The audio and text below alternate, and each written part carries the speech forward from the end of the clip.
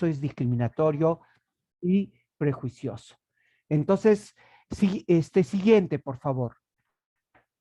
Yo voy a hablar, ¿qué son estereotipos? No son un conjunto de modelos o patrones fijos que señalan características de una persona o grupo de personas por su físico, sus costumbres, o sea, si tiene plata o no tiene plata, por varias categorías, por varias razones. Esta información puede ser cierta, pero también puede ser exagerada y contiene mucha información errada o distorsionada. Siguiente, por favor. Ahora, ¿cómo son estos procesos? Yo, a través de la generalización, asocio determinadas conductas a personas o grupos poblacionales. Generalizo. Por ejemplo, digo que todos los gays les gusta seducir y convertir en homosexuales a todos los hombres. Yo digo, ese es un maricón y ese quiere convertir a todos los hombres en maricones como él, ¿no? También puedo decir que las mujeres trans, todas son trabajadoras sexuales, ¿no? Entonces estoy generalizando cuando sabemos que la sociedad es diversa, que no necesariamente, no todos somos iguales, ni pensamos iguales, ni somos del mismo tamaño, ni tenemos el mismo color de piel, ni la misma manera de pensar, ni hemos nacido en el mismo lugar, y además, hijos de una misma madre y un padre, podemos y somos totalmente diferentes y diversos, ¿no? Ahora, los roles sociales que se asocian características de la personalidad con ocupaciones, profesiones. Y acá vienen los roles de género. Los hombres son fuertes, son sacavuelteros, son borrachos, pueden salir a la calle, juegan fútbol, ¿no?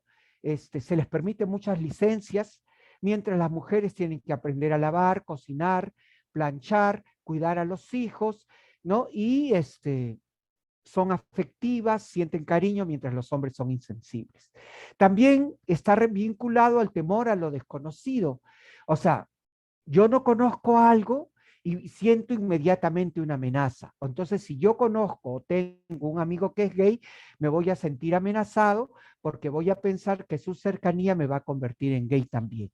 Y hay algo que es cierto, la homosexualidad no es una enfermedad. Entonces, si no es una enfermedad, y eso lo ha dicho la OMS en 1990, ¿no? Y lo ha dicho con relación a la transgeneridad, la OMS lo ha dicho hace en el 2018, ¿no? Entonces, nosotros no podemos decir que eso se contagia, ¿no? Entonces, más bien, lo que podemos decir es que frente a algo que no conocemos, ¿no? Nos va a generar desconcierto y va a fortalecer ideas, creencias y opiniones prejuiciadas. ¿Y por qué? Porque lamentablemente en nuestro país nadie, ni yo, ni mis padres, ni mis sobrinos, ni los niños hemos recibido clases de educación sexual integral, de sexualidad ni de derechos humanos, pero sí hemos recibido clases de creencias y mitos, estereotipos y prejuicios sobre muchas cosas que nos han transmitido en la familia, en la calle, con los amigos, en los colegios, y lamentablemente eso no se ve en ninguna currícula escolar, ni tampoco en propuestas metodológicas, ni en desarrollo de cursos en las universidades, ¿no? Entonces, acá, justo, el aprendizaje, ¿dónde son incorporados? A través de la familia, en la escuela, el barrio, los medios de comunicación. ¿Qué sabemos?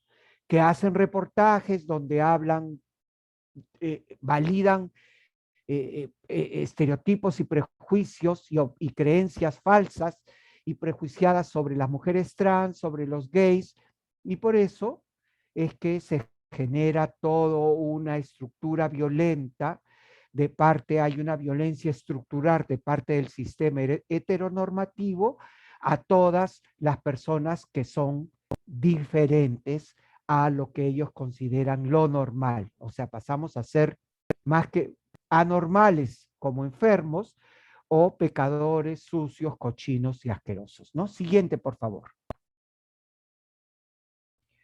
Entonces, ¿qué funciones también? Afirma de que yo, por ejemplo, voy a hablar del distrito donde yo vivo, pero no voy a decir el nombre. Hay mucha gente que porque es blanca, tiene ojos azules, ¿no? Es superior, se cree con más derechos y puede llamar al sereno y decirle, yo pago mis impuestos, con mi plata tú tragas y das de tragar a tus hijos, entonces me tienes que obedecer. Vota a esos cochinos que están cometiendo una aberración en la calle y que se vayan, yo no los quiero ver, tienes que obedecerme, ¿no? Entonces, eso es parte de esta sociedad en la cual nosotros nos vamos construyendo, lamentablemente, ¿no? Entonces, ahí este proceso nos lleva a prestar más atención a características negativas y tiende a desechar información que contradice los perjuicios. No, no es verdad. Por ejemplo, el caso de las vacunas. No, esas vacunas no sirven. Esas vacunas van a impedir que los hombres se erecten y se van a volver impotentes. Van a impedir, no sirven y van a introducir un chip dentro de mi cuerpo. Entonces, a través de esta información mito, ¿no? De esta creencia falsa, de este estereotipo erróneo, ¿no? Yo voy a priorizar porque voy a considerar que eso es verdad y que toda la información científica, la información de conceptos que está ligada al método científico, no le voy a dar valor, ¿no? Esto permite la permanencia de creencias.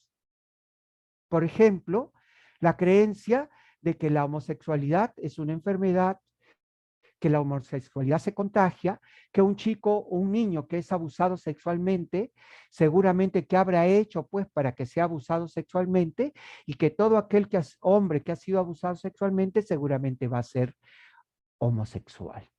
Falso. Equivocados, ¿no?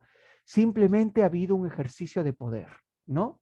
Y tienen, acá hablo lo de opción sexual, lo que se merecen y están donde les corresponde. Una vida violenta, con discriminación y llena de prejuicios, ¿no? Siguiente. Ahora, estas representaciones son repetidas, lamentablemente, ya sea en la familia, en la escuela, en el grupo de amigos, ¿no? Con mucha frecuencia, porque si no fueran repetidas, dejarían de ser estereotipos negativos. Simplifican la complejidad de los seres humanos, distorsionan la realidad al tratar de abarcar y decir que todos somos iguales o que el ser normales significa que todos debemos ser iguales, pensar iguales, comer iguales, tener el mismo color de piel, el mismo tamaño, los mismos gustos y todo igual. Y eso sabemos en la práctica que no es cierto, ¿no? Algunos se vuelven obvios, ¿no? Como por ejemplo, de que un profesor no puede ser gay porque va a contagiar a todos sus alumnos, los va a pervertir a todos sus alumnos, entonces no puede ser gay, ¿no? Son nociones colectivas que se comparten con el grupo social y que se transmiten por generaciones. Por ejemplo, un dicho terrible, prefiero un hijo ratero que maricón, ¿no? O prefiero una hija puta que lesbiana, ¿no? Terrible lo que digo, pero eso es cierto. O describen a los grupos basándonos en aspectos subjetivos, nada más, ¿no? Por ejemplo, ven corriendo a una persona, a un afroperuano, ¿no? Dicen ratero. Ven corriendo a un blanco y dicen está haciendo footing y ejercicios para mejorar su cuerpo. Eso todavía lamentablemente existe en nuestra sociedad. Siguiente. Acá, ¿no? La homosexualidad es una enfermedad curable y no es cierto porque no es una enfermedad y por lo tanto no se puede curar. Entonces las clínicas de rehabilitación homosexual que lamentablemente existen en este país y no están prohibidas, están vulnerando derechos de las personas. Siguiente. Las lesbianas quieren ser hombres y los gays quieren ser mujeres. A mí me han dicho muchísimas veces, me han preguntado, ¿tú eres gay y no quieres ser mujer? No, yo me siento bien de ser un hombre que ama a otro hombre. Y feliz y contento, ¿no? Y considero que una lesbiana se siente muy bien de ser mujer y amar a otra mujer y conformar una familia con otra mujer, ¿no?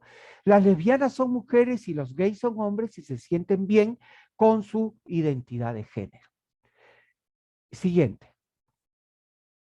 Las lesbianas suelen ser violentas y generan conflictos. No. Ese es un mito, un estereotipo, un prejuicio. ¿Qué pasa?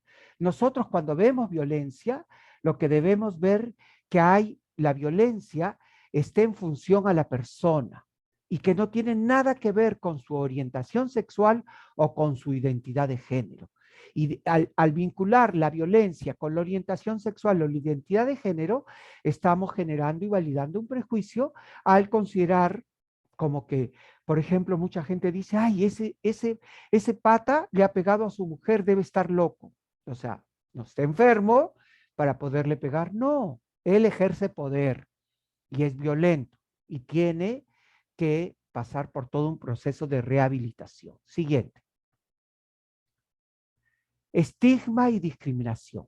Es una condición, un atributo, un rasgo usado para desprestigiar, difamar, denigrar a una persona o un grupo de personas. O sea, para yo ser mejor que ellos, porque ellos tienen un atributo descalificador. Establece diferencias entre la población, los hace mitad de seres humanos, no tienen derechos, tienen menos derechos que yo, porque él es gay, ella es lesbiana, ella es una mujer trans, él es un hombre trans, y entonces, como yo soy heterosexual y tengo el poder, ¿no? De Grayskull, ¿no? Entonces, yo soy mejor que ellos, ¿no?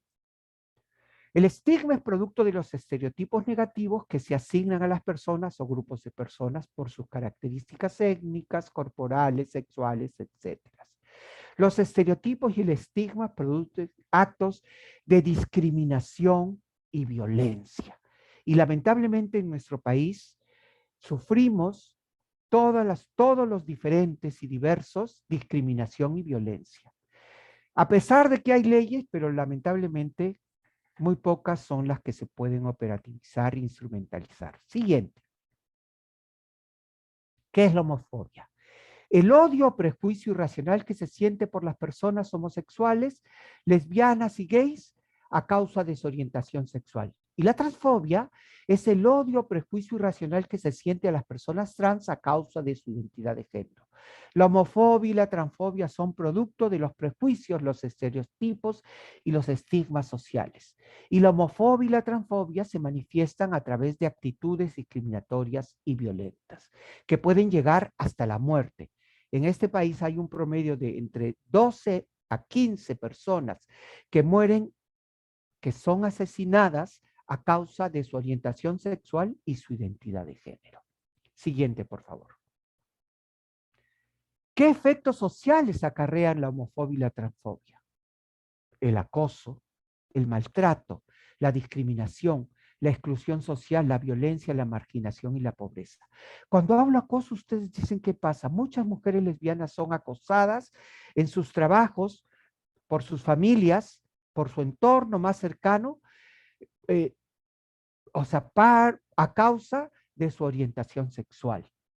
Y no tienen dónde denunciar ni dónde ir. Muchos gays en el colegio son acosados sexualmente. Por ejemplo, yo no podía entrar al baño del colegio. ¿Por qué? Porque si yo entraba al baño de hombres del colegio, iba a ser producto de cualquier situación de violencia, gritos, insultos. Me jalaban la mano para hacer cosas, ¿ya? Me escupían.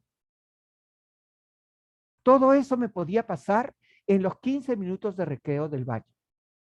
Yo no entraba al baño porque era muy peligroso y riesgoso para mí, ¿no? Ahí habla de violencia al margen porque eres diferente y al abandonar mucha gente a causa de su orientación sexual y su identidad de género, abandona el sistema educativo, entra en pobreza extrema y eso la ubica en situación de marginación y de exclusión social completa a causa de la discriminación. Siguiente. Eh, Ahora, ¿qué pasa? Normalmente voy a entrar. ¿Cuánto me falta? ¿Cuánto tiempo me falta? ¿O ya me Manuel, pasé? ¿qué te Sí. parece si brevemente Silvia resume lo que has dicho y le da el pase a Sofía para que Perfecto. cuando culmine Sofía tú puedas continuar con tu Ok, siguiente? ok, ¿Te parece perfecto. bien? Está bien. Ok, Silvia, te doy el pase para que puedas resumir brevemente lo que ha expuesto Manuel y consecutivamente le des el pase a Sofía. Por supuesto. Muy bien. De hecho, Manuel nos ha hecho no solamente un resumen, sino que ha puesto dentro de esta mesa de conversación varios temas de suma importancia, ¿no? Primero de ellos, entender que este camino no es una decisión, ¿no? Sino que estamos hablando de un proceso de identificación, un sentimiento profundo, el cual no es una elección, y por ende tampoco hay consecuencias que la persona merezca, ¿no? Sino que esto es un proceso de identificación. Y has hablado de dos temas también, creo, muy importantes. Uno de ellos en el tema de estereotipos y creencias, ¿no? Que es todo lo que nosotros llevamos desde adentro, que es un proceso con el que todas las personas hemos crecido y todos tenemos efectivamente estereotipos diferentes, ¿no? Unos probablemente más dañinos que otros, ¿no? Que no necesariamente hacen que nosotros respetemos esta diversidad de la cual nos deberíamos de sentir orgullosos finalmente de ser peruanos, ¿no? Y el otro es el estigma, ¿no? Que es la consecuencia y el impacto que tiene justamente todos estos estereotipos que podemos tener como parte de nuestro propio proceso de formación, lo que nos lleva en muchos de los casos a actos de discriminación y violencia. Una de las cosas que yo rescataría de esto que tú acabas de comentar es el hecho de respetar el ser de la persona, ¿no? Creo que es algo que tú has dejado bastante claro en estos momentos y es importante que empecemos, en todo caso, a nosotros a reconocer nuestros propios estereotipos, a trabajar en nuestros propios estigmas, justamente para respetar a la persona o a las personas que tenemos al frente. ¿Sí? Muchísimas gracias, Manuel, por Bien. esta parte de tu primera conversación, que ha sido definitivamente una oportunidad bastante importante para abrirnos los ojos, ¿no? Finalmente, Sofía, desde ya darte la bienvenida, te la hemos dado ya hace unos momentos. Y en tu caso, nosotros tenemos preparados de la información que hemos podido revisar y de lo que te conocemos también. Tú has puesto mucho énfasis a lo largo de los años en una clara diferencia que ha existido y que todavía existe en este discurso que señala que el Perú es un país con mucha diversidad versus la realidad de nuestro país, ¿no? Palabras que se evidencian definitivamente en una frase que ha llamado mucho nuestra atención, que cuando decías que la pobreza tiene color e incluso tiene género, ¿no? Entonces, como primera pregunta aquí, por favor, cuéntanos un poco cómo tú has percibido o experimentado los términos de desigualdad y discriminación como periodista, activista, afroperuana, afrofeminista, antirracista, activista de derechos humanos. Y por otro lado, la segunda pregunta, también has hablado de discriminación y desigualdad como dolor, ¿no? Puesto que en muchos momentos estos actos hacen que las personas se sientan solas, indefensas, vulneradas, poco comprendidas e incluso cuestionadas o violentadas, ¿no? Como señalaste hace un tiempo atrás. Y la segunda pregunta es, desde tu punto de vista, ¿qué es lo que nos falta como país para, por lo menos, dar un inicio a los esfuerzos de cierre de brechas que son evidentes en nuestra sociedad? Bueno, muchas gracias nuevamente por la invitación y un gusto compartir con Manuel, estando de acuerdo con lo que ha manifestado y sin duda los estereotipos han marcado nuestras vidas, ¿no? A partir de nuestras identidades y de nuestras condiciones, nosotros, además de poder haber analizado académicamente a partir de la evidencia estos temas, lo vivimos en carne propia. Y eso creo que es importante que se valore y se reconozca y se respete, porque muchas veces el hecho de que una persona sea parte precisamente de la población que es vulnerada, que es discriminada y es excluida, te colocan solamente desde la posición del testimonio y no validan lo que tú puedas plantear, e incluso se reconoce el aporte a nivel académico, científico y demás de lo que podemos hacer desde nuestros colectivos, desde nuestras poblaciones, a nivel individual y a nivel también de nuestra propia comunidad. Entonces, eso me parece importante también destacarlo, y por eso cuando hago alusión en muchas oportunidades a este reconocimiento explícito, entre comillas, que se hace en los distintos niveles, ¿no? Tanto en las políticas públicas, desde la sociedad civil, desde el ámbito de los movimientos de derechos humanos, el movimiento político, a la diversidad de nuestro país, a la diversidad étnico-racial, la diversidad cultural e incluso la diversidad sexual, este discurso no se ve reflejado en las condiciones en que nosotros nos encontramos, ¿no? En las condiciones en las cuales se encuentran las poblaciones y los colectivos. Y allí tiene que ver, me parece, con algo que aún no se hace en nuestras sociedades, no solamente en el Perú, sino en general, el reconocimiento de los privilegios de quienes tienen que hacerlo. Tenemos que tampoco no tenemos que ser inocentes, ¿no? Creo que eso también nos enseña el tiempo. No todos y todas y todes estamos caminando hacia esa eliminación de brechas. Creo que eso es lo más honesto que podemos decir. Y tenemos que explicitarlo y tenemos que plantearlo, aunque sea duro.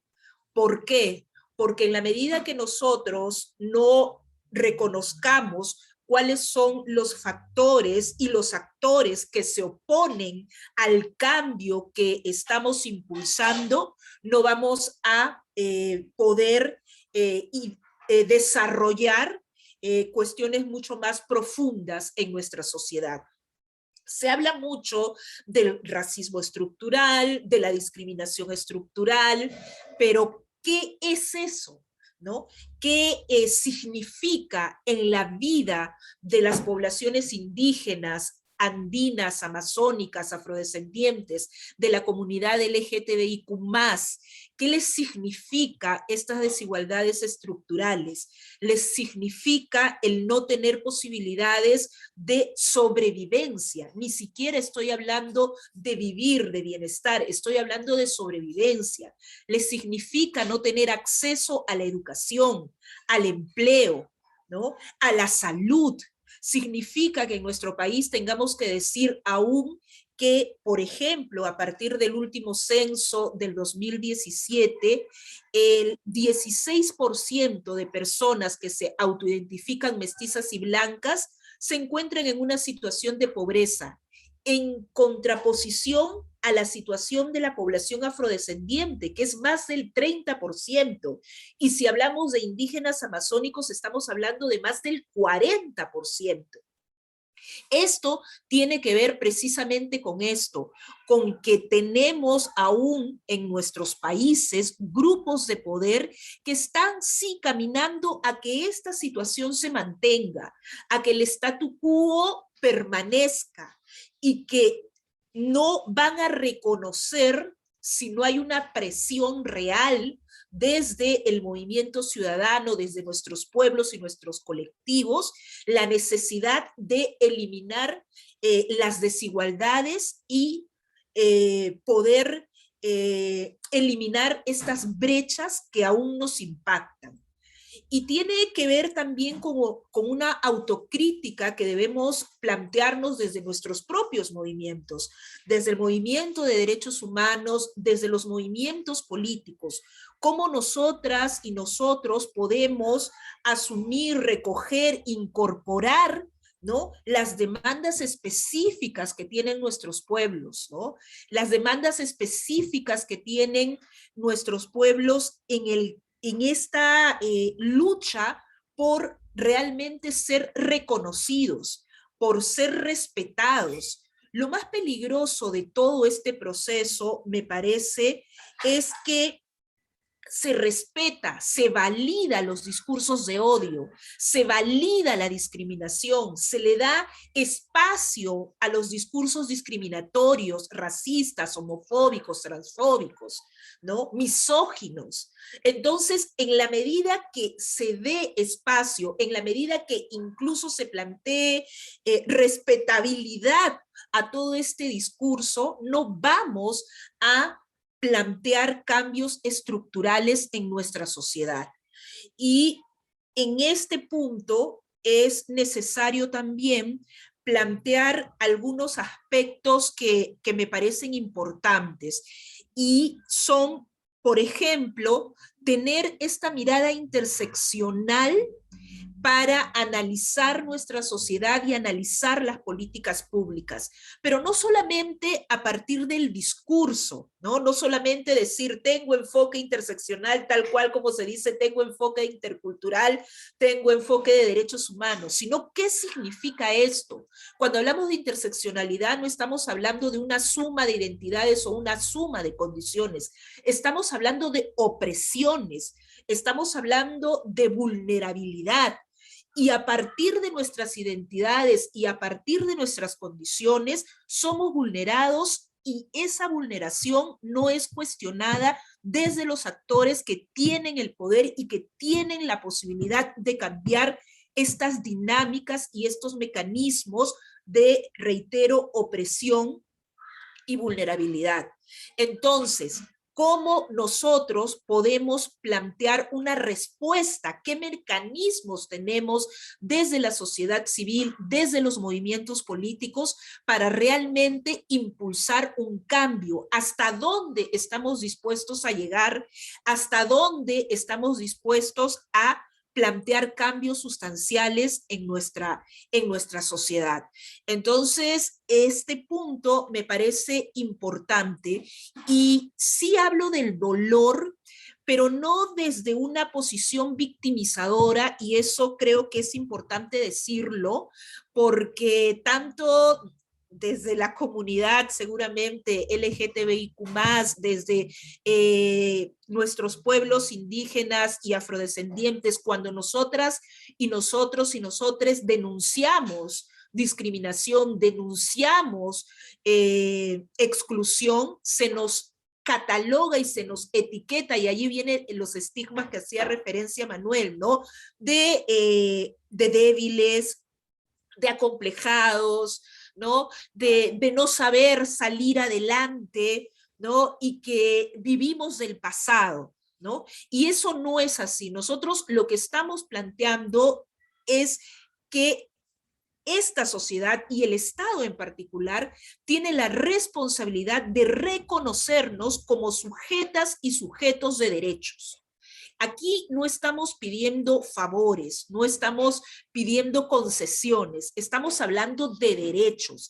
Estamos planteando que todas las personas tengan la posibilidad, por ejemplo, de acceder a una educación superior. No puede ser que en nuestro país, y voy a irme al tema étnico-racial, el 11% de las personas que se autoidentifican afrodescendientes tienen o han llevado una educación superior, a diferencia de un 22% de personas mestizas y blancas.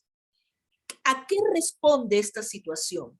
Responde precisamente a todo lo que hemos hecho mención, a las desigualdades estructurales, a que, por ejemplo, en el marco de este bicentenario que también nos está como convocando, estamos hablando mucho de, obviamente, la independencia de nuestro país, pero ¿quiénes lograron la independencia en 1821? ¿Quiénes fueron libres y quiénes no? Los afrodescendientes más de 30 años después, las mujeres en su diversidad también, las personas indígenas mucho después. Entonces, no partimos desde el mismo punto. Y eso es algo que no podemos olvidar. Hay una herencia colonial que aún estamos sintiendo, que aún nos duele, que aún nos oprime. Y esto debemos reconocerlo, aunque nos cueste, aunque muchas personas se resistan a hacerlo, es necesario. Y a partir de eso vamos a realmente trabajar en esta eliminación de desigualdades estructurales, ¿no? Ya incluso CEPAL ha hablado sobre la matriz de las desigualdades en América Latina, y esta matriz de las desigualdades ve el factor de clase y la situación socioeconómica, pero además se intersecciona con género, con raza, ¿no? Con condición de discapacidad, con orientación sexual, y estos puntos no debemos olvidarlos ni en el diseño de las políticas públicas, ni en la implementación, ni en el monitoreo. Bueno, esto es lo que inicialmente yo podría decir. Y te agradecemos, Sofía, ya que, bueno, prácticamente a mí me has hecho recordar los diversos casos de discriminación que he podido presenciar y la impotencia que he podido también tener ante no poder hacer nada por esa persona, ¿no? Y bien, ya resumiendo lo que nos has expuesto, quisiera decir a las personas que Sofía nos ha aportado los casos que existen de discriminación, a su vez reconocer que muchos que son privilegiados en el Perú y en el mundo aún no han reconocido que lo son, ¿no? Además, Sofía nos ha compartido qué significan las desigualdades estructurales para los diversos colectivos que aún se mantienen en la lucha por hacer valer sus derechos. Desde su exposición nos hizo un llamado para unirnos y sobre todo la importancia de lo que esto significa para los luchadores sociales que en el Perú aún se mantienen. Y algo que me impactó al final, que es sobre todo que nos ha recalcado un error que todos cometen, o quizás algunos, es normalizar la discriminación. Es una cosa totalmente que desde mi punto de vista lo veo totalmente errado. Silvia, ¿tienes algún comentario o alguna pregunta? O comenzamos ya con Manuel para que pueda seguir con su exposición. Y bueno, definitivamente después de todo lo que nos ha comentado Sofía, me queda clarísimo que tenemos todavía un largo camino por recorrer, ¿no? En líneas sencillas. Manuel, de repente podríamos darle pase a la segunda parte de la información que nos querías compartir y luego ingresamos a la parte de preguntas del público. Ok. Bien.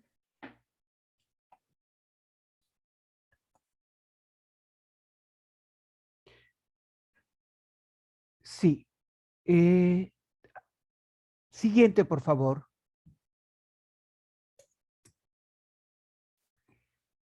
Todo el mundo habla sobre los derechos humanos, ¿no? Derechos humanos, yo, es mi derecho, es tu derecho, no tenemos derecho, pero en realidad, ¿cuál interiorizado tenemos? ¿Qué son los derechos humanos? Siguiente, por favor. O sea, hay una cuestión bien clara. En 1948 se aprobó la Declaración Universal de los Derechos Humanos. ¿Por qué? Porque en ese año se analizaron todos los efectos de la Segunda Guerra Mundial y se dieron cuenta de que los estados habían vulnerado derechos de judíos, de mujeres, de gitanos, de homosexuales, etcétera, etcétera, etcétera, y que era necesario elaborar una carta que proteja los derechos de todas las personas, ¿no? Siguiente, por favor. Ahora, los derechos humanos son inherentes a todas las personas. Eso quiere decir que tú los llevas desde que naces, sin importar tu nacionalidad, tu residencia, el sexo, el origen, color de tu piel, la religión, la lengua o cualquier otra condición. Y dentro de cualquier otra condición está la orientación sexual y la identidad de género, ¿no? Ahora, esos derechos humanos se interrelacionan, son interdependientes y son indivisibles. Siguiente, por favor. El derecho internacional establece las obligaciones que los estados deben respetar. O sea, el Perú tiene que respetar derechos. Al haber suscrito los tratados y convenios internacionales que asumen obligaciones y los deberes en virtud del derecho internacional. He ahí el problema. El Perú ha firmado 9 tratados y convenios internacionales.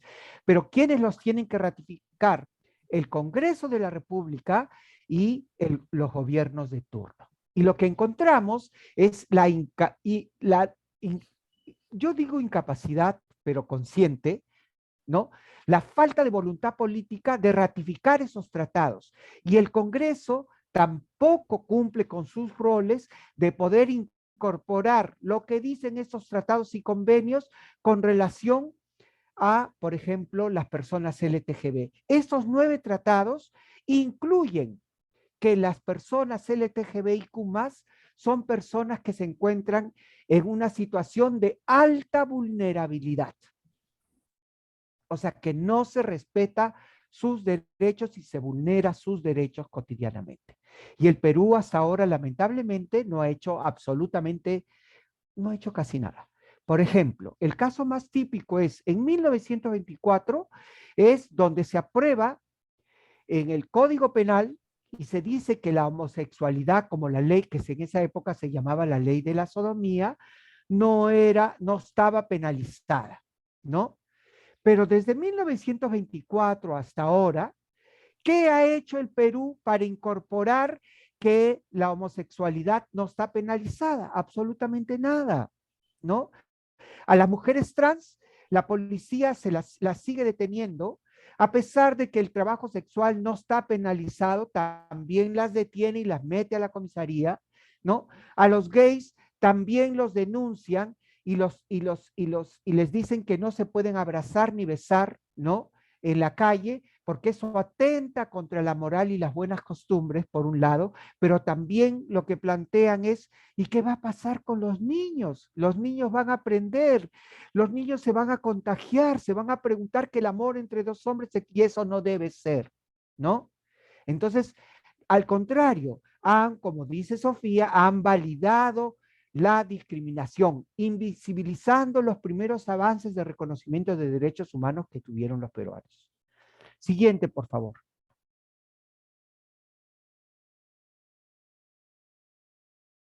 Ahora, es a partir del siglo XX, ¿no?, que se han producido estos instrumentos y que hoy sabemos que son insuficientes, pero yo lo que veo es que los instrumentos son suficientes, pero lo que es insuficiente es la voluntad política de los gobiernos de turno y de los estados para incorporar estas propuestas y qué cosas deben ser observadas y protegidas en cada país, ¿no? Algunos países, por ejemplo, en Latinoamérica han avanzado. Los avances son muy lentos, ¿no? Por ejemplo, Chile ya reconoció el matrimonio igualitario, hay una ley de crímenes de odio, Argentina también lo tiene, Colombia también lo tiene. Los únicos países en la América Latina, en Sudamérica, que no tienen nada, son Perú, Paraguay y Guyana, creo. Nada más, ¿no? Entonces, también ha habido todo un proceso de reflexión de los movimientos sociales, de los movimientos LGTB, de los movimientos de mujeres, por partir de que lo privado lo personal es político, por un lado, y lo que se nombra, lo que no se nombra no existe. Eso ha sido una lucha clara también del movimiento LGTB, ¿no? Y ha sido el incipiente para salir adelante. ¿Por qué? Porque mucha gente lo que hace es decir, yo te acepto a ti como homosexual, pero todo debe ser entre 4 paredes, todo debe ser sin escándalo, tranquilo nomás, sin que nadie se dé cuenta. Y eso es validar la discriminación, validar el silencio, validar, como dijo Sofía, la opresión y la violencia, ¿no? Hay algo que es importante. Nosotros, o sea, los gays, las lesbianas, los hombres y las mujeres trans, hemos sido oprimidos desde que casi sin tener uso de razón. Hemos escuchado desde niños cosas terribles como los chistes de maricones, ¿no? Y eso, obviamente, que tiene que tener un efecto a mí, el efecto cuál ha sido para tener más fuerza, para salir adelante y luchar y mostrarme que yo soy una persona de carne y hueso y que tengo que salir adelante y luchar y demostrar que se están vulnerando mis derechos, ¿no? Y que existe una desigualdad. Siguiente, por favor. Acá están. ¿Cuáles son las normativas que el Perú ha firmado? Siguiente. Siguiente.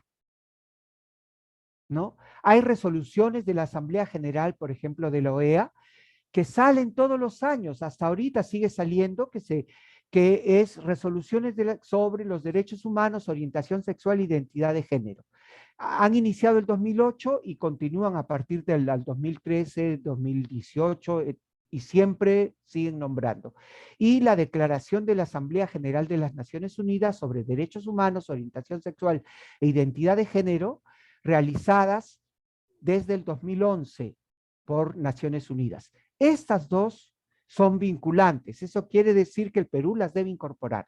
Lamentablemente, el Perú no las ha tomado en cuenta, no las ha incorporado, ni los gobiernos de turno, ni el Congreso de la República, ni nada. O sea, son referenciales, nada más. Siguiente. Los principios de Yogyakarta, si bien no son vinculantes, pero es un proceso de legislación internacional que habla con claridad sobre cuáles y cómo deben ser los derechos de las personas a causa de su orientación sexual y su identidad de género. Y cuáles son los estándares legales internacionales que deben ser cumplidos por los estados, ¿no? Esta es una propuesta muy interesante que apareció en el año 2013, que, lo voy a decir, que Héctor Béjar, en su primer discurso que hizo como ministro de Relaciones Exteriores, dijo que iba a tomar en cuenta los principios de Yogyakarta. Pero, para que vean cómo son las movidas conservadoras, fundamentalistas en este país, solamente dejaron que estuvieran 2 semanas, y de ahí vamos a ver si el siguiente ministro toma en cuenta estos principios, ¿no? Y ahí está lo que dijo Sofía. O sea, ¿quiénes son los que hablan de los 200 años de independencia? ¿Quiénes son los que se libertaron y asumieron que eran libres e independientes? Yo, por ejemplo, como gay, no puedo decir que soy libre e independiente. Yo soy oprimido, he sido oprimido, no tengo ningún derecho. Porque si yo soy profesor y trabajo en un colegio y va una madre de familia y me denuncia como gay, al día siguiente, inmediatamente pierdo mi trabajo, ¿no? Y voy a ser acusado por homosexualizador de niños. Siguiente. Por ejemplo, a pesar de que existe la constitución política, ¿no?, del Perú, hay leyes, ordenanzas y otras normatividades, estas no se toman en cuenta, ¿no? Y que dicen garantizar y salvaguardar los derechos de las personas. Por ejemplo, el único en el Plan Nacional de Derechos Humanos, el último plan, a las únicas personas que no le garantizan derechos es a las personas LGTB. Nada más. Siguiente. Acá el capítulo 1 que dice la defensa de la persona humana, ¿no? El respeto a su dignidad son el fin supremo de la sociedad. Pero si a ti te dicen, maricón, ¿no? Eso no está afectando tu dignidad de ninguna manera, ¿no? Cuando sí lo afecta. Cuando te dicen machona, está afectando tu dignidad, ¿no? Entonces, no somos iguales ante la ley, porque no tenemos acceso a una ley de crímenes de odio, no tenemos acceso a matrimonio igualitario, no tenemos acceso a un trabajo sin violencia y sin discriminación, no tenemos acceso a un seguro social. Si yo estoy en una unidad de cuidados intensivos, en un hospital, y mi pareja, que ha convivido conmigo 27, 28 años, y quiere entrar a la unidad de cuidados intensivos, como no hay ningún documento que diga que mi unión tenga validez legal, no le van a dejar entrar, solamente van a dejar entrar a mis padres si los tengo o a mis hermanos, nada más. Entonces eso de que nadie debe ser discriminado por motivo de origen, raza, sexo, idioma, religión o cualquier otra índole, en realidad es un canto a la bandera. Siguiente. El Plan Nacional de Derechos Humanos. Si bien se incorporan muchísimas cosas, ¿no? Solamente, por ejemplo, promueve el cambio de actitudes en las y los servidores públicos, Policía Nacional y las operadores del sistema de justicia, pero no garantiza derechos a las personas LGTB, ¿no? Y eso es importante tomarlo en cuenta. Siguiente. Se plantea que se debe empoderar a las personas LGTB. ¿Cómo quieren empoderar si no se cambian las estructuras de opresión de un sistema heteronormativo que nos sigue viendo como enfermos, que nos sigue viendo como pecadores, nos sigue viendo como personas de segunda categoría que no tenemos derechos, ¿no? Luego, con relación a las mujeres trans, por ejemplo, lo que plantea es de que estas deben tener un trámite legal, un trámite civil, en lo civil, que debe ser veloz, rápido, pero en la práctica puede durar hasta 3 años porque la RENIEC siempre apela a los pedidos de cambio de nombre de las personas, de los hombres y mujeres trans, y eso hace que los procesos sean engorrosos, demorones, se vulnere la privacidad de las personas y además que cueste un montón de dinero. Siguiente. También está, por ejemplo, el Manual de Derechos Humanos aplicados a la función policial, que ha sido publicado en el 2018, pero si tú le preguntas a un policía, este policía en realidad va a decir que el comisario y la comisaría recibió la publicación, pero que se lo llevó el manual y nunca lo dejó en la comisaría. Entonces, que ninguno de ellos ha tenido acceso cuando tú lo puedes googlear y lo vas a encontrar. Y si tienes ganas de leerlo, lo vas a leer, ¿no? Y ahí plantea que se debe evitar todo acto discriminatorio, cruel, humillante y degradante de carácter sexual. Pero ¿cuál es el otro problema? De que el Observatorio de Derechos Humanos, LTGB, plantea que los principales vulneradores de derechos humanos de las personas LTGB son la Policía Nacional y el personal de Serenazgo. Siguiente, por favor. Entonces, acá también está que garantice el derecho al libre disfrute, o sea, del espacio público, o sea, que los gays, las mujeres trans pueden salir a la calle, caminar sin que reciban insultos, pueden salir, estar en una esquina, tomar taxi o estar paradas ahí, esperar a alguien y nadie les tiene que decir, ya camina, camina, camina, camina, camina, no te quedes aquí, ¿qué estás haciendo? ¿No? Y deben prestar auxilio cuando las personas LGTB son víctimas de agresiones, cuando sabemos que eso en la práctica no sucede. Siguiente. Y también lo mismo para las trabajadoras sexuales. Siguiente. También existen ordenanzas, pero estas ordenanzas tampoco se cumplen. No se cumplen porque están más vinculadas al INDECOPI que vinculadas a poder hacer una acción penal o civil por actos de violencia y de discriminación a causa de la orientación sexual y la identidad de género, ¿no? Siguiente. En Lima, por ejemplo, está la de en El Salvador, Jesús María, Miraflores, Magdalena, Lima Metropolitana y también, ¿no? Y que prohíben toda forma de discriminación e incluyen la orientación sexual y la identidad de género, a pesar de que existe un sistema de seguridad que hicieron un manual en la época de Castañeda Locio, en la cual decía que había que erradicar la homosexualidad, ¿no? A través de redadas y levantarse a todos, y lo decirlo así, y lo publicaron. Y los centros de emergencia mujer firmaron de que estaban a favor de esa publicación. Siguiente. ¿No? También existe un manual del Sereno Municipal que ha sido aprobado en el 2019, pero que tampoco no se pone en cuenta. También existe una ordenanza, la 2160 del 2019, en la época de Muñoz, que prohíbe impedir el ingreso a personas a causa de su orientación sexual e identidad de género, considerando como falta grave, pero tampoco se cumple. Siguiente.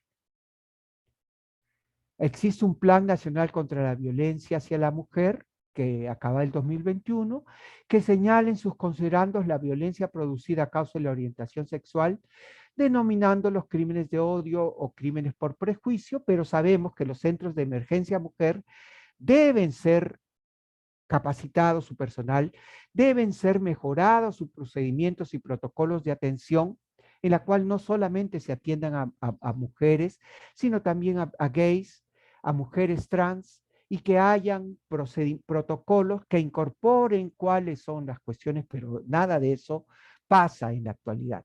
Y también existe un plan estratégico multisectorial de igualdad de género que ha sido aprobado en el 2020, que cuenta con metas a desarrollar campañas contra prácticas discriminatorias, pero en la práctica, ahora que hay la mesa TG de trans, gays, y bisexuales y la mesa de lesbianas en el Ministerio de la Mujer, estas mesas no tienen presupuesto para funcionar, siempre están pidiendo apoyo de las otras instituciones privadas para poder desarrollar actividades. Siguiente. Eso es todo. Gracias. Espero que les sirva. Sí, Manuel, definitivamente ha sido más que información, es un abrir los ojos de lo que realmente puede estar pasando en nuestra sociedad, ¿no? Tenemos normas internacionales que reconocen derechos humanos, pero lo que resulta es que nuestras normas nacionales, regionales y locales lo que están haciendo es, como en algún momento comentaba Sofía, es un desarrollo en el papel, más no una vuelca en la sociedad, ¿no? Como realidad, como acciones concretas, como decisiones y como tú bien lo dijiste, como una voluntad política para poder ratificar estos tratados, porque hay dos cosas que ya mencionaste tú desde la ponencia anterior y es algo que quisiera resaltar para el cierre de esta parte, de esta primera parte, y es algo que de repente no todos lo vemos, ¿no? Y es tal cual como tú has dicho, de que no todos somos iguales, ni en la norma, ni en la realidad, ¿no? Y lo segundo es que no existe un respeto por nuestro propio ser, ¿no? Entonces, con esta primera parte quisiera dar cierre a este conversatorio para pasar a la parte de preguntas que ya en las diferentes redes desde donde nos están viendo nos están dejando algunas preguntas para conversación y le doy pase a Omar para que pueda dar inicio a esta segunda parte de la tarde. Así es, gracias Silvia, y también señalar la importancia que nos ha comentado Manuel, ¿no? Sobre lo que significa verdaderamente respetar y velar por los derechos humanos de una persona. También él señaló sobre la constitución política de nuestro país, que lo indica en el primer capítulo, ¿no? Y no se está dando en el Perú el tema de reconocer los derechos de una persona. Hasta lo vemos en las noticias. Personas que afectan o golpean a simplemente porque personas que son diferentes a ellos simplemente se muestran afecto en el parque. También hemos visto noticias que Serenazgo incluye la violencia para querer aparentar el poder que pueda tener una institución, y ante eso ya esperemos que se pueda tomar y que la política de nuestro país pueda cambiar para que no solo se vele los derechos de las personas LGTB, sino en general de las diversas luchas sociales que se ven en nuestro país. Quisiera tener esta pregunta para Sofía y luego...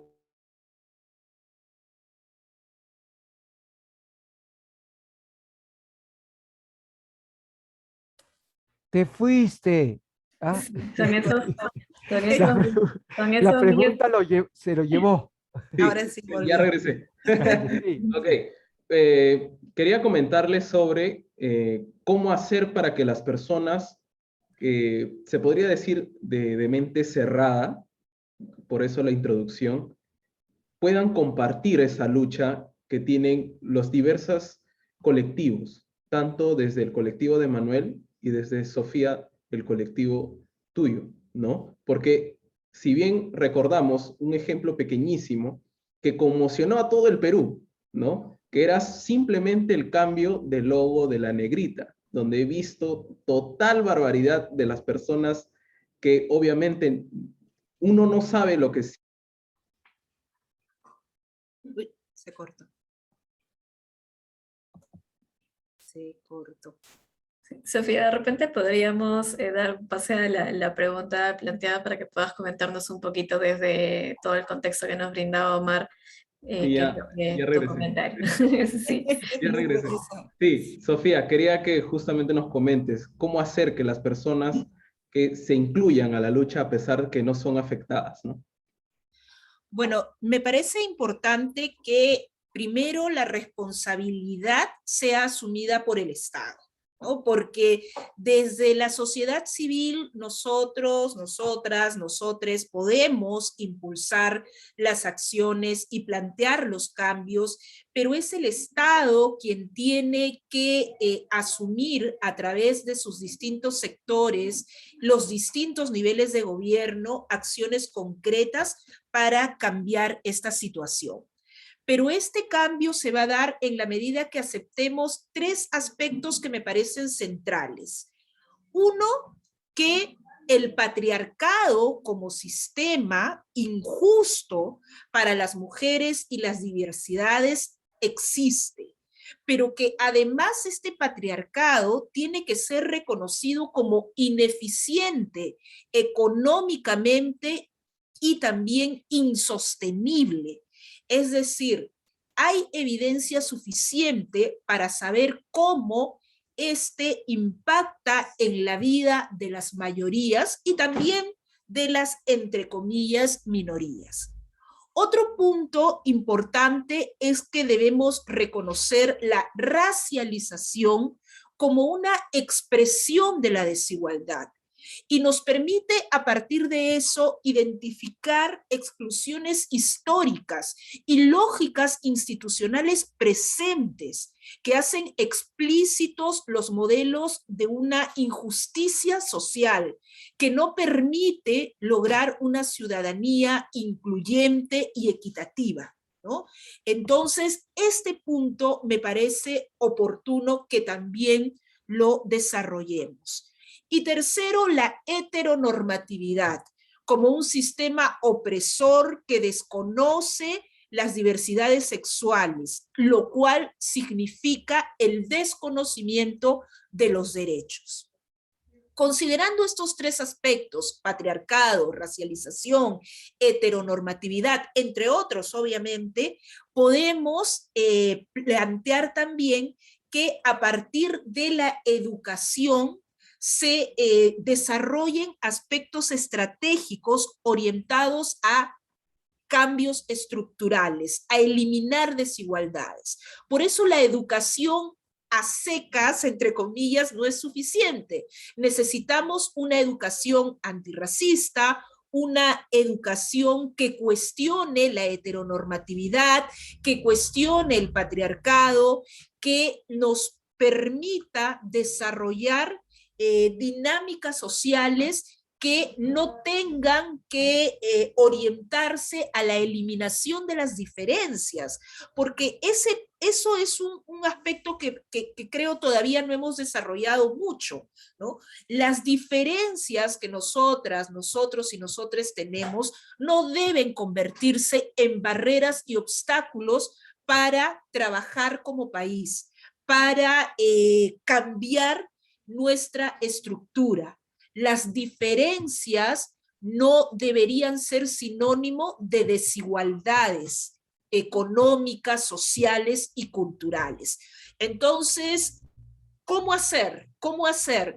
Pedagogía permanente, y aquí los medios de comunicación tienen que asumir también un compromiso. No puedo dejar de mencionarlos como periodista, como comunicadora. También hay la posibilidad y creo que la obligación de ser muy críticos con los medios de comunicación. Tienen una responsabilidad en esta situación, ¿no? Las dinámicas que están y que permanecen muchas veces son reproducidas por esto, sobre todo por los medios tradicionales. Y debemos plantear que esta situación sea modificada en beneficio de todas y de todos, ¿no? Hay interdependencias, las desigualdades que se sustentan y sustentan el racismo, el sexismo, la homofobia, la lesbofobia, la transfobia, pertenecen a una misma estructura. Por tanto, considero que esos fenómenos y desigualdades no pueden analizarse de manera aislada. He allí una de las causas por las cuales no podemos llegar a cambios sustantivos. Cuando hablamos de mujeres, por ejemplo, no debemos reconocer a la mujer como una categoría única. Debemos identificar las diferencias entre nosotras, nosotros y nosotres. Cuando hablamos incluso de afrodescendientes, también debemos identificar nuestras diferencias, nuestras particularidades. Tenemos también que hablar, por ejemplo, de colorismo, cómo el acercarte a lo blanco te puede permitir algunos privilegios y en la medida que no, también algunas exclusiones. Entonces, estas diversidades y estas diferencias tienen que ser reconocidos. Sé que es difícil, sé que es complejo, lamentablemente quienes hemos tratado de alzar nuestra voz, hemos sido también objeto de mucha crítica, de mucha violencia también. Sin embargo, en la medida que podamos ser más las voces que se alzan, vamos a poder orientar un cambio real en este país, ¿no? Claro, Sofía, y quisiera también sumar a lo que acabas de decir, ¿no? Porque detrás de Manuel y detrás tuyo existen millones de personas que están a la misma lucha, están en la misma lucha que ustedes, ¿no? Y quisiera que Manuel también respondas la pregunta, ¿cómo?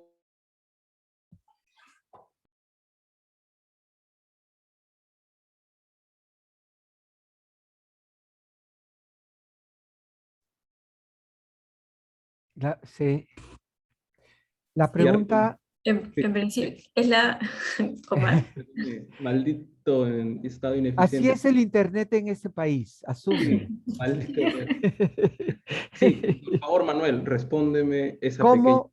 Ya, hay algo que es importante. Eh, la lucha no es complicada, además es como interseccional, intervienen muchos factores. Aparte de eso, es importante para mí lo que dijo Sofía, o sea, el movimiento LTGB no están todas las personas LTGBIQ+. Hay personas, ¿no? Que son, que son gays y han votado por un partido de derecha y otros por otro de ultraderecha y otros por de más derecha todavía, ¿no? Lo mismo sucede con gente, las otras personas del acrónimo.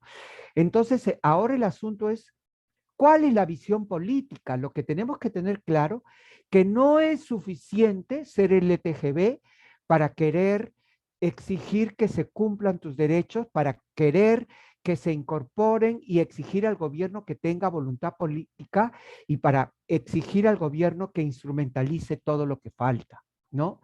También hay que partir de una ideología de política en la cual, ¿qué es lo que yo quiero? Yo quiero, o sea, estar sentado sin preocupaciones, ¿no? Y estar en una casa en señoritas, ¿no? Y con decir que soy gay, tomarme mi trago y ponerme en la piscina, que es una piscina tipo que se confunde con el agua, y con eso decir, bueno, yo he presentado un proyecto de ley y con eso es suficiente, ¿no? Y se acabó. No. El asunto es, ¿qué es lo que queremos? ¿Queremos una sociedad igualitaria? ¿Queremos una sociedad que reconozca los derechos de todos? ¿Queremos una sociedad en la cual todos tengamos las mismas oportunidades para desarrollarnos como personas, ¿no? En la cual tú puedas tener la libertad de decidir y de decir y de moverte y de sentirte orgulloso de decir a quién amas, porque acá el asunto es a quién amas, o sea, de parte de la diversidad sexual es a quién amas, ¿no? O sea, y de expresar ese amor hacia esa persona. Entonces, ahí también es donde estas otras corrientes, como en movimiento, ¿no? Están tratando de encontrar esta fusión entre lo que es la mirada de LTGB, o sea, luchar contra la heteronormatividad, pero también luchar desde el otro lado, ¿no? Yo voy a decir una cosa bien clara. En mi época, o sea, en los años 70, ¿no? ¿Qué pensaba la gente de la izquierda de esa época de la homosexualidad? Que era producto del sistema capitalista y por lo tanto debía desaparecer. Y yo lo que creo es que hay todavía, lamentablemente, algunos y algunas que todavía piensan así.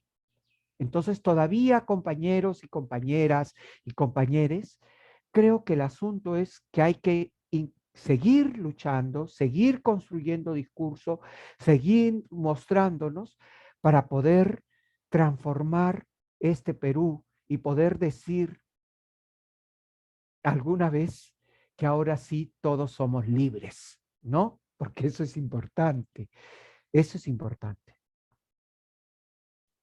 Manuel, pero entre estos años comentaste que ha habido un pequeño avance. ¿Consideras que va a continuar ese avance ahora con Eh, un gobierno de izquierda? O sea, pero el avance, o sea, es un avance de lo que he nombrado en la Constitución, en esto, el otro, pero nada de ello se aplica. Entonces, o sea, en qué medida es un avance si no somos libres, si no somos dignos, si seguimos siendo oprimidos, si cada vez que se nos vulnera un derecho tenemos que gritar, chillar y decir, este es mi derecho, déjenme cumplir mi derecho? ¿Me entiendes? O sea, ¿cómo es posible que una ex congresista utilice el argumento de que la ley de identidad de género no se debe de aprobar porque eso puede ser utilizado por las mujeres trans para engañar a los hombres, diciéndoles que son mujeres? Eso es un argumento. ¿Ah? Dime, ¿de qué libertad estamos hablando? O sea, es una congresista conservadora, ¿no? Que tiene mucha fama desde los años 90. No voy a decir su nombre, ¿ya?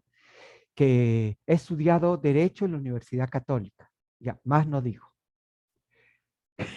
Muchas gracias, Manuel, por definitivamente nos ayuda mucho a entender todo el panorama y a entender también justamente qué es lo que nos está pasando, ¿no? Hay un par de preguntas del público que quisiera compartir. Estas preguntas van para Sofía. Y una de ellas es que nos dicen que hay mujeres afrodescendientes que están defendiendo la utilización de la imagen negrita, ¿no? Para los refrescos. Primero un comentario acerca de esto y la segunda pregunta tiene que ver ya con la contraparte probablemente del trabajo que necesitamos que haga el Estado con el tema de asumir desde los sectores algunas decisiones, ¿no? Y esta contraparte es que también hay un trabajo que las personas tenemos que ir haciendo en el día a día, ¿no? Hablabas, por ejemplo, de la educación, pero no solamente la educación es para los niños, ¿no? Sino que justamente en lo que comentaba Manuel de estos prejuicios, de estos estigmas, hay todo un trabajo que las personas adultas también tenemos que empezar a hacer, ¿no? Desde esa perspectiva, ¿qué es lo que nosotros como ciudadanos, como personas, digamos, unitarias, podríamos empezar a hacer para contribuir con o la lucha por la igualdad? Bueno, el tema de negrita, para no hablar solamente de negrita, creo que de las marcas que han perpetuado las prácticas racistas, discriminatorias, machistas, ¿no? Sí, pues hay afrodescendientes que pueden también ser cómplices del sistema, ¿por qué no? Así como decía Manuel, ¿no? De la comunidad LGTBIQ+, que no necesariamente todos van a ir por el mismo camino, porque además de ser afrodescendientes tenemos otras identidades, tenemos otras condiciones, ¿no? Una identidad política distinta, condiciones de clase distinta, sexo, género, orientación sexual distinta, es decir, la afrodescendencia es una identidad étnico-racial, muchas y muchos y muchas nos apropiamos de la misma y nos identificamos a partir de de esta, pero creo que es necesario reconocer que también hay diversidad en esto. Y tiene que ver también con todo el proceso de formación que hemos tenido, ¿no? Es decir, uno no escapa de todo lo que has recibido a lo largo de los años, desde el colegio, desde el entorno familiar, todas las cargas negativas que ha significado el racismo, y muchos han encontrado una manera de sobrevivir y de resistir en negar la existencia, ¿no? Es decir, niego que me están discriminando, me burlo, entre comillas, con ellos cuando me dicen negro y soy el objeto de la risa, de la fiesta, de la reunión, y hago todo lo que el resto espera de mí, ¿no? Y eso hace, entre comillas, muy entre comillas, que me acepte el espacio y el círculo en el cual me desarrollo, porque cuando yo empiezo a cuestionar, cuando, si ponemos el caso de una persona afrodescendiente, cuando una persona afrodescendiente que está en una reunión y le dicen baile y le dicen no, yo no quiero bailar, ya estás haciendo algo distinto a lo que el resto está esperando de ti. ¿Y eso qué significa a su vez, no? Significa cuestionamiento, podría significar rechazo, podría significar exclusión. Entonces, ¿en qué medida estamos dispuestos a asumir esos riesgos y en qué medida nosotros estamos con la posibilidad de decir que ese cambio en la manera de vernos es lo que nosotros también queremos decir? Es decir, afrodescendientes bailamos, nos divertimos, tenemos el arte y somos sin duda unos de mayores exponentes de la gastronomía, pero no somos lo único, no somos únicamente eso. Y tiene que ver con los estereotipos que decía Manuel, ¿no? Es decir, el estereotipo tiene eso, que toma una porción de la realidad y la hace única. Entonces somos eso, pero además somos otras cosas. ¿En qué medida estas personas que defienden estas marcas que perpetúan, ¿no?, el racismo, la exclusión, que afianzan esta herencia colonial, están dispuestas a asumir el cambio, están dispuestas a poder ser excluidos, rechazados, incluso violentados por ir contra el sistema y por ir contra lo que esperan de ellas? Entonces, más allá de un juzgamiento particular, yo me atrevería a decir que hay un entendimiento de la situación, lo cual no quiere decir que esté de acuerdo, y que esperemos y que sigamos trabajando para que esto cambie, ¿no? Para que sean otras las dinámicas y tampoco caigamos en esta romantización, ¿no? Es decir, yo creo que tampoco debemos romantizar la afrodescendencia, ¿no? Y que todos los afrodescendientes tomados de la mano juntos como hermanos estamos caminando hacia lo mismo, ¿no? Porque no es así. Tomando el ejemplo de señoritas y de Manolo, ¿no? No toda la comunidad LGTB está luchando por sus derechos, porque hay quienes también están disfrutando de los privilegios que le puede dar la blanquitud, ¿no? Porque además de ser personas gays o lesbianas, también pueden ser personas blancas, ¿no?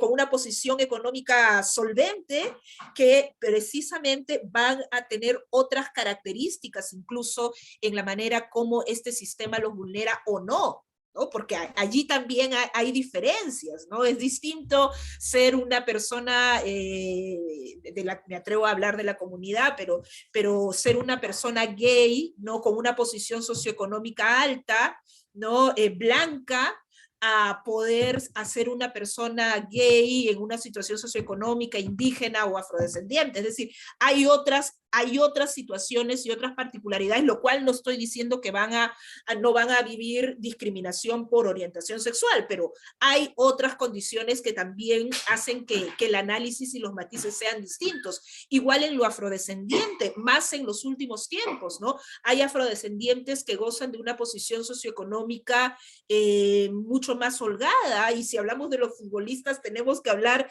de una posición súper holgada, ¿no? Y que incluso su práctica cotidiana está orientada a alejarse de lo afro y de lo negro, ¿no? Y van a ver ustedes que precisamente estos chicos afrodescendientes que nacen de estratos socioeconómicos muy bajos, cuando empiezan a ascender socioeconómicamente, ¿qué características toman? ¿A quién eligen de pareja? ¿Dónde viven? ¿Qué discurso tienen? ¿No? Entonces, eso hace que nosotros tengamos que entender también las diversidades que existen, ¿no? Y Muchas como gracias. personas, perdón, y como personas, ¿qué es lo que nos toca hacer a nosotros, Sofía, en este día a día? Bueno, nos toca no callar. Yo creo que no podemos callar. No podemos permitir que lo poco que hemos avanzado se anule, no se elimine. Estamos en un riesgo latente a que esto suceda en instancias mucho más altas, en espacios mucho más amplios, y esto sin duda va a dar cambios en nuestros espacios también más personales, ¿no? Y que no renunciemos al debate. Muchas veces por no querer debatir o entre comillas discutir, dejamos de hablar de política en nuestros entornos amicales y familiares, y creo que estas elecciones nos ha dado duro a muchos, ¿no? Es decir, personas que uno puede haber conocido durante muchos años, los has descubierto con discursos sumamente racistas. Es decir, es terrible, ¿no? Y uno quizás ha optado por no hablar con esa persona, no debatir, no discutir, pero yo creo que ahí hay un error. Yo creo que también lo que tenemos que hacer es debatir, es discutir, ¿no? Y también saber en dónde estamos parados y qué entornos estamos fortaleciendo y creando, ¿no? Porque de lo contrario no vamos a poder lograr cambios mucho más potentes, ¿no? Y reales y sostenibles, que no tengan que ver con el gobernador de turno, la gobernadora de turno, sino que sean realmente sostenibles, ¿no? Creo que el no callar, el debatir, el generar y hacer pedagogía es nuestra responsabilidad. Gracias, Sofía. Y justamente como decía Manuel, ¿no? Una congresista que me hizo acordar las barbaridades que decía en la Comisión de Educación, que es Tamara Rimborgo, por ahí. Por ahí, esperemos que este congreso no nos dé nuevamente personajes como tal, ¿no? Y Manuel, quisiera pedirte ya palabras finales, ¿no? Ante lo No que ha te dicho. ilusiones tanto. Y palabras finales, Manuel, ante lo que ha comentado Sofía. Bueno, me parece, estoy totalmente de acuerdo. Además, creo, por ejemplo, como yo siempre digo, ¿no? La lucha continúa hasta la victoria final. O sea, yo creo que en el movimiento LTGB es importante la visibilización. O sea, nosotros somos personas de carne y hueso, con procesos identitarios diversos, ¿no? Que tenemos pieles, carnes, músculos, edades, tamaños, orígenes diferentes, que si bien hay algo que nos une, también hay diferentes posiciones que nos diferencian, pero que tenemos que saber llegar a consensos por el reconocimiento de nuestros derechos y por insertarnos en una sociedad en la cual somos parte, pero que siempre nos hemos movido en los linderos, ¿no? No hemos podido estar dentro y sentirnos personas plenas. O sea, yo creo que lo que falta dentro de nuestra lucha y sentir es que poder tener la confianza suficiente de decir soy gay y saber, o soy lesbiana, soy un hombre trans o una mujer trans, y saber que no te va a pasar absolutamente nada, ¿no? Para terminar, un ejemplo, por ejemplo, que a mí me sorprendió muchísimo, ¿no? Es que en Nueva York yo caminé por muchas calles Y era extraño ver a parejas del mismo sexo abrazadas, besándose y en cuestiones en ritos de amor y de pasión, ¿no? En, en otros países en Europa también me pasó exactamente lo mismo, pero en México, en la Ciudad de México, vi a personas jóvenes y viejas, o sea, amándose, apasionándose en la calle, en todas partes, cosa que me pareció maravilloso. Entonces yo digo, yo quiero que el Perú sea como la Ciudad de México, que tenga esa libertad. O sea, hablo solo lamentablemente de la ciudad porque en México tú sales de la Ciudad de México y te pueden matar. Ahí a la vueltita nomás, ¿no? Pero eso es lo que creo que es importante, a lo que debemos llegar como país, ¿no? Verdaderamente inclusivo. Que todos tengamos la libertad de ser felices, de vivir dignamente, siendo lo que somos, lo que cargamos y lo que hemos vivenciado, ¿no?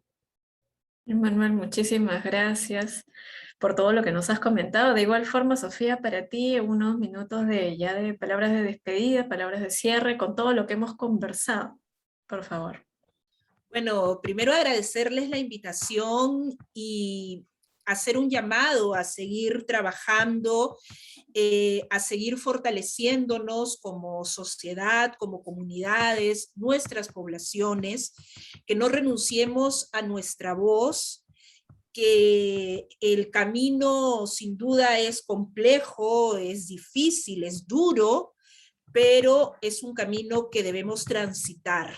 Y no solamente por nosotros a nivel personal, sino por quienes vienen, por quienes tendrán seguramente una mejor sociedad, pero también por quienes lucharon antes. Yo creo que en este momento y en tiempos actuales de redes sociales y demás, se tiende mucho a olvidar el camino recorrido. Creo que necesitamos reconocer lo que se ha trabajado anteriormente. Reconocer que la lucha no empieza hoy, que esto lleva muchísimo tiempo, que hay quienes incluso la pasaron peor que nosotros, aunque no lo podamos creer, pero sí, la pasaron peor que nosotros, y que precisamente por el hecho de que no callaron, ahora tenemos estas pocas o muchas, dependiendo la perspectiva, posibilidades de poder sentarnos y hablar sobre este tema. Yo incluso lo hablo en mi niñez, era impensable poder expresarnos de esta manera tan abierta en temas como los que estamos abordando hoy, ¿no? Hablar de racismo, hablar de diversidad sexual, ¿no? Es decir, era algo que se hablaba a escondidas en casa, y si es que se hablaba, ¿no? Y si es que se hablaba sin cargar en prejuicios, ¿no? Y en estigma. Entonces, aunque parezca que no, algo hemos avanzado. Quiero terminar con un mensaje algo esperanzador, y que los movimientos políticos, considerando que estamos en movimiento, también tomen esto, ¿no? No solamente para la foto a las comunidades y a las poblaciones, sino que la construcción de propuestas se haga precisamente con todas, con todos y con todes, ¿no? Entonces, nunca más el silencio tiene que ser una opción para nosotras. Bien, ya para darle el pase a Silvia, les agradezco a todos y como dice Sofía, ¿no? Callar no será siempre una opción. Gracias, Manuel, gracias, Sofía. Silvia, Gracias. despide la mesa, Gracias. si no, mi internet ahorita me falla nuevamente. No, más bien, muchísimas gracias Manuel, muchísimas gracias Sofía. Creo que ha sido una tarde no solamente productiva, ¿no? Sino de mucha conciencia, de mucho desarrollo de conciencia, justamente para buscar que nos terminen de dar los derechos que nos corresponden a todos, a todas y a todos, ¿no? Entonces, nuevamente muchas gracias a todas las personas que han estado conectadas durante esta poco más de hora y media de conversación. Nos queda nada más que agradecerles y recordarles que la próxima semana vamos a estar también conectados por esta misma vía y a esta misma hora, a las 4 de la tarde, con la tercera mesa denominada Mesa Más allá del terruqueo y la violencia de Estado nuevas estrategias de la derecha radical. Muchísimas gracias. Nos vemos. Cuídense. Chao. Chao, gracias.